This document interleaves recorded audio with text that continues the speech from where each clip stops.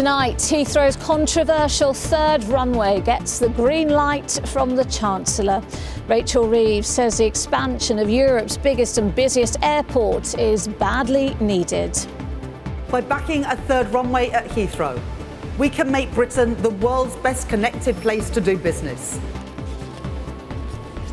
But at what cost, say environmental campaigners? For this special programme tonight, we are here in Harmondsworth, where for those who live here, homes are earmarked for demolition. All three of my kids go to Harmondsworth Primary School, so it's a lot to discuss. If the runway goes ahead, there won't be a community. Where do we go from there? We'll also hear from local businesses who say they welcome the news. And we are live at Gatwick, another aviation hub targeted for growth.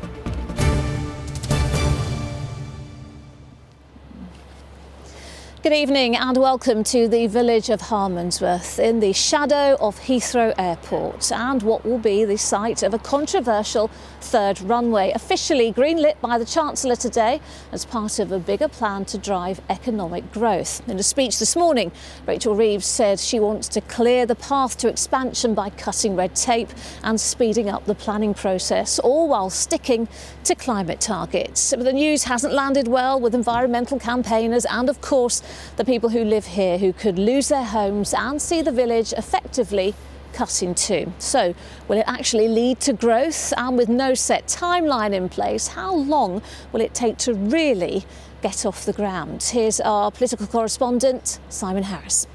I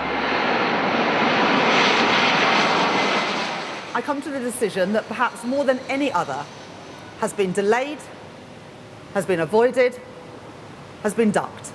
The worst-kept secret in politics was officially confirmed by the Chancellor as the government attempted to relaunch its mission to grow the economy. I can confirm today that this government supports a third runway at Heathrow. Heathrow themselves are clear that their proposal for expansion will meet strict rules on noise, air quality and carbon emissions. In the Five Bells in Harmondsworth, villagers knew what was coming. It didn't make it any easier to hear. If the runway goes ahead, there won't be a community. Where do we go from there? What about you personally? Me personally, I live around the corner. My house is going to be pulled down. My home is one of the ones that is part of the third runway. All three of my kids go to Harmondsworth Primary School, so it's a lot to discuss. How realistic is it that you're going to produce less CO2 than you first started with while building a third runway? Harmondsworth is one of three communities threatened by the new runway. More than 700 homes will be demolished to make way for it. Lives have been blighted by the years of uncertainty. So for some, today's announcement was a relief. Our house has been on the market since 2023. We can't sell it because nobody can get mortgages because of the blight of the third runway. We want to move away now. We've both retired. We want to be near our children. But we can't sell the house. I welcome it, but sooner the better. But the new runway won't be arriving anytime soon. I would say our original plan would be around 2040, but I think with the Chancellor's comments today on planning and speeding up planning, we would hope to be able to advance that, so maybe a decade from now we would see aircraft taking off from a third runway at Heathrow. The government has asked Heathrow to submit its proposals this summer, but the planning process is likely to take years, and opponents are already gearing up for a fight. Leading the charge, London's Labour mayor, now engaged in a head-on collision with the Labour government. He's considering a legal challenge. If Heathrow do publish plans for a third runway, we'll examine them carefully. And if they don't address the concerns that I've highlighted in the past, we will use any recourse we have to challenge those. There is no way that an expanded Heathrow can be delivered in conjunction with the government's own climate targets. So it's really disappointing to hear her make this announcement because apart from anything else, the economic case for expanding Heathrow is really, really marginal. Experts also cast doubt on suggestions that so-called sustainable aviation fuel might be part of the answer. There are real questions about the price of sustainable aviation fuel. It can be, at the moment, about twice or more of the price of conventional aviation fuel. And there are also real questions about whether enough of it can be produced, particularly in the UK. The government is convinced a bigger Heathrow will boost Britain's economy, but there are likely to be many battles ahead before the first planes touch down. Well, Simon is here, and Simon, as well as for many of the people affected, we heard from Sadiq Khan there. And it's the first time, isn't it, that we've seen a conflict between him and the new Labour government? Yes, if you go back to the mayoral election in May, Sadiq Khan was talking excitedly about a Labour mayor and a Labour government working together. Fast forward 10 months and he finds himself in open conflict with ministers he regards as friends. Take the Transport Secretary, Heidi Alexander, who it would seem has had to reverse her own opposition to a third runway. She used to be his deputy mayor for transport. But Sadiq Khan thinks he's on the side of public opinion, at least as far as Londoners are concerned. Yeah, and Simon, it's not just the politics of it all, is it? Because this isn't imminent by any means, because we've got various stages, development consent, judicial review. We're talking years here, aren't we? We are talking years. Best case scenario as far as Heathrow is concerned is that the development consent order will be granted before the end of the current Parliament, so 2028 or 2029. But then there's going to be another 7 years of construction before the runway and the terminal are ready. So we are talking at least until a decade away before it could happen. All right, OK, Simon, for the moment, thank you. We have heard views from some of the villagers right here in Harmondsworth, but we've also been hearing from people on both sides of the debate. Now, Rags Martel took a trip to the airport earlier to gauge opinion from local businesses and passengers. Can you take me to Heathrow, please? Yeah, sure. We're heading to the airport, and all the talk is about Heathrow. Do you think the third runway is a good idea? Yeah, I do, yeah. I think it'd be good for business, you know, if they expand the airport and it give more business to us. Heathrow expansion is going to take a long time. Do you fear that you might not get the benefits of it in your working life? No, not really, because it needs to be done. So however long it takes, it takes. Why do you think it needs to be done? I think, you know, other countries have more than 2 runways, and I think we're falling behind. Heathrow's been on this road to expansion many times before. But as we get to Terminal 3, air passengers seem to agree that a third runway is now needed. I appreciate there's environmental concerns and concerns for the local people, but hasn't this been going on for like 20 years? So, I mean, you know, we need to make infrastructural changes somewhere. May as well be here. Heathrow's already pretty full up, so potentially making another runway on somewhere like Gatwick could potentially make more sense, but, you know, it's got to happen somewhere around London. A good thing. Why? Because it will help the economy. A lot of planes would go out faster as well. People would reach their destinations on time, so it's a good thing. Oh, definitely, yeah, we need it. We need to be strong again. Got to compete with Trump. And on the edge of Heathrow, can I go up here? We're lifted up to get a view of a company that's right next to the site of the proposed airport expansion. So that's the runway there? In terms of businesses, there'll be none closer to the new third runway than AGS. Their building will be the last one standing when it's built. Automania Garage Services. AGS has grown into a jumbo company with a £32 million turnover. It's responsible for keeping all Heathrow's vehicles moving. The third runway is definitely needed because if you think of the amount of aeroplanes that currently circle Heathrow waiting to land, they haven't got the capacity to be able to take all those aeroplanes. The expansion news now will give our business at least an increase in about 50% of the volume of work that we currently handle today. You're going to be big beneficiaries. Great news. It's absolutely great news. Opening champagne bottles or not quite? Well, let's see. Hopefully. Sticking with this campaign for in Chiswick, West London, a meeting of the Back Heathrow campaign that's been calling for another runway for more than a decade. When the Chinese are just taking over, you know, they'll build 130 airports, you know, as soon as blink, and we can't even build a third runway. We need to get this done. So lots of support for a new runway in and around Heathrow, but if previous plans are anything to go by, expect delays.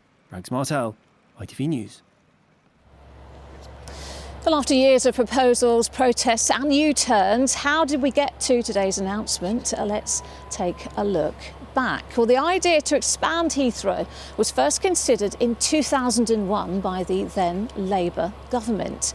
But it took until 2009 for the third runway project to get the go-ahead. The following year, though, Labour lost the election and the new coalition government immediately scrapped the proposal. By the end of the decade, there was a new Prime Minister in charge. Theresa May was in support of the third runway, and in 2018, MPs voted overwhelmingly in favour. Well, following years of legal wrangling, in 2020 the Supreme Court ruled it could go ahead, but plans were then halted by the COVID pandemic.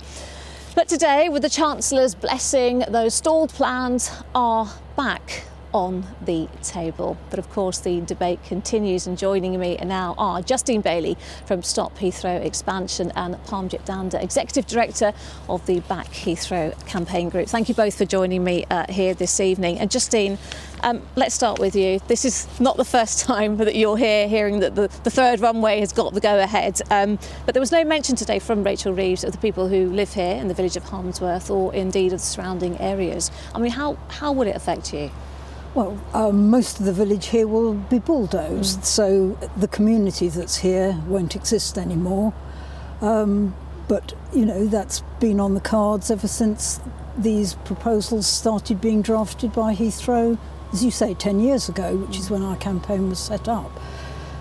So I'm disappointed, but I don't think this is the end of the road. I think there are a lot more questions still to be asked, and we've won, you know. You've won before, and you're going to continue to fight, you say? Indeed. Yeah. Yes. Look, Rachel Reeves said today, at the heart of all of this, you know, progress, economic growth. It's not just for here, Heathrow, in fact, London and the South East, it's for the country as well. I mean, what do you say to those who accuse you of being, this is ultimate NIMBYism, isn't it? Well, the NIMBYs here, Heathrow's backyard covers all of Greater London and all the way out into the Thames Valley. Those are the areas that notice it being here, because there are flights overhead all the time, in the night as well as during the day. So it's millions of people who are the NIMBYs in this case, and I don't know if the government really wants to take on everyone. Yeah. Well, listen, Parmjit, you've got a very different perspective here, haven't you? I mean, we're actually just behind the shop, that pub over there, and behind the shops, that's where that third runway would actually be if it does happen. You welcome today's news, don't you? Yeah, I think it gives a level of clarity and certainty which people want, and the opportunity to create 100,000 or more jobs, 10,000 apprenticeships. But at the same time, I think people who live in this village here have, you know, for years and years and years had blights hanging over their heads. So I think just catching up with people in the pub here, which you've got family near here as well, I know very, very well that they really would like to bring this to a level of certainty and to be able to move on with their lives. And the country, you're right, does actually need that level of growth. And what Rachel Reeves said today is, growth does trump everything. It does make a huge difference. It pays for our public services. It's really important. Justine, I can see you want to say something to that. Yes, I'm all for growth. Rachel Reeves outlined all sorts of projects all over the country in her speech. I mean, Heathrow was just tacked on at the end, you could say. And I'm, you know, fully behind that. But I don't think expansion at Heathrow is a necessary precondition for all of the other growth which is either promised or planned. So from that point of view, I would say it's not a vital part of what's being proposed. Although it is our country's only hub airport, it's constrained. It's the busiest two-runway airport on the planet, and it's over half of our trade by value goes through the airport, so a third runway will certainly add to that. But Parmjit, all those arguments stand, they do all stand, but you know, we've been here many times, Justine's been here many times before, we know how things change, we see different governments come in and move out again, we see people, the policies changing, excuse, that's an angry dog barking there, but you know as well as I do that this is not going to happen overnight, and you must feel frustrated from your point of view that we could be in for years more wrangling, more legal wrangling. This could go on for some time before we see any progress to the local area, let alone the country. And Lucrezia, we haven't built a new runway in the southeast of England since the Second World War, so we really do need to get on with it. But we did actually see a clearer path mapped out by Rachel Reeves. She's talking about having a planning bill in place and with royal assent by the end of the year. She's talking about having plans in place from the airport in September. Are you confident she's going to be able to commit on cutting that red tape, though? She's going to be able to do that? She was very clear. She's very clear that this is her number one priority, and so was the Prime Minister today, our Prime Minister's question. So in that respect, it does all seem to be coming together. Okay. But I do agree with Justine. Okay. The communities here are really important, and what we must do is make sure that they get the adequate best possible support, deal. of course. And Justine, the final word to you. Will you continue your fight then? Of course. I mean, I'm in it for the long run. I hope we can see off this proposal as we've done the previous ones. Okay. And, Justine, Parmjeet, there's no doubt that debate will rage on. Thank you very much for joining me this evening. Yes. Thank you both. We'll have to end that particular debate here, but still to come. Heathrow isn't the only airport hoping to expand.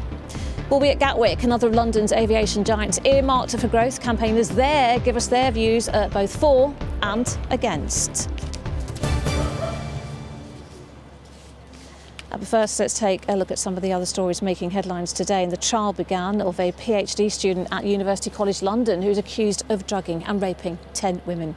Zhenhao Zhu, a Chinese national who now lives in Elephant and Castle, is alleged to have carried out the offences over a 4-year period. He denies all the charges. The former Love Island winner Jack Fincham, who was jailed for 6 weeks after 2 incidents involving his dog, has been released on bail pending an appeal. In 2022, the reality star's dog bit a runner in Swanley in Kent. It was also charged over a second incident last year when the animal named Elvis was out of control in Grays in Essex.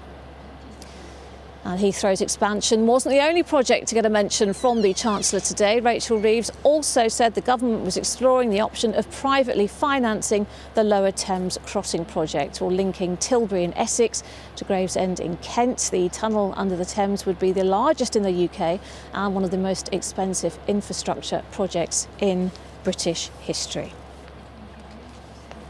And of course, there'll be much more on Heathrow and the Chancellor's plans on the ITV Evening News later. Here's Mary.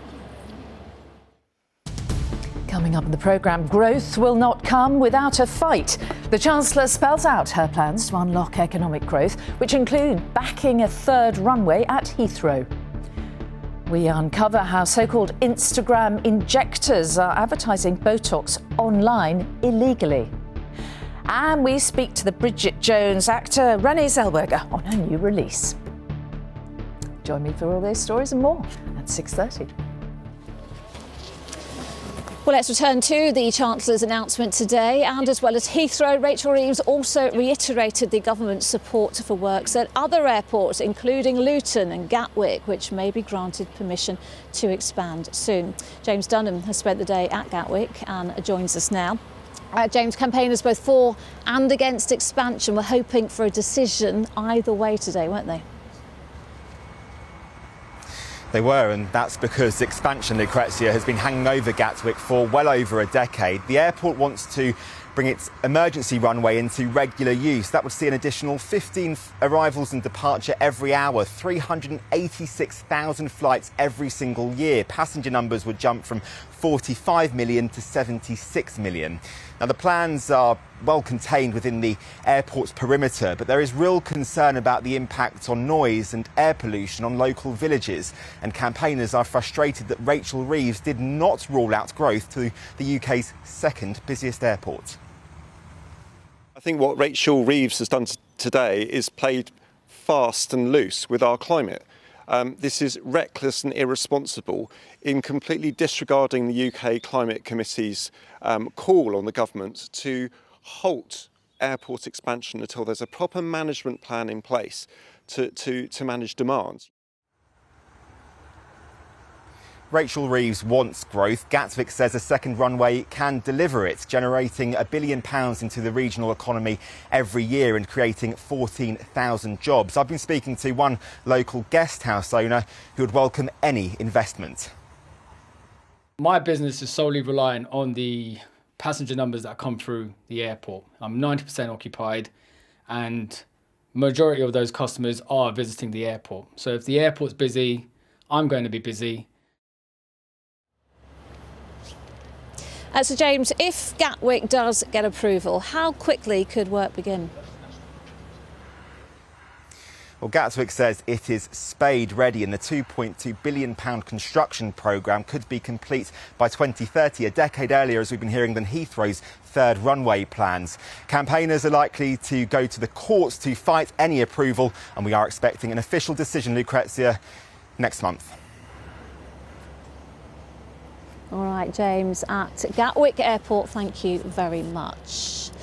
Well, there you go. The debate over a third runway at Heathrow has gone on for decades. And while the Chancellor officially pressed go today, that doesn't mean the end of it. Simon is still with me. Simon, you have covered this story for many years, haven't you? We've seen it stall before. Who's to say we'll either have a Labour government in the next administration, and although the Tories are backing it, we know things change, don't they? Yeah, it's 7 years since Parliament last voted in favour of the third runway. Of course, it was held up partly because of a court challenge, which was later overruled, but what really did for the third runway was COVID, which led to a drop in air traffic. But now it's back, and this time the government seems determined that it is actually going to happen. Yes, there are going to be questions about the cost. Will it be 30 billion or 40 billion pounds? And there are going to be rows about the environmental impact and whether it jeopardises Britain's carbon neutral targets. But the government is determined that this time opposition won't be able to derail it, and it's going to change the law so that opponents who try to use judicial reviews to derail or to overturn big planning decisions won't be able to do it. At the moment, the government is determined and says, yes, this time it really is the time for the third runway. All right, well, Simon, we'll have to wait and see. Thank you. But that is it from us for now. We'll leave you with the weather from Sally, and then Mary will have the evening news. But for now, from all of us here in Harmondsworth, bye-bye and enjoy your evening.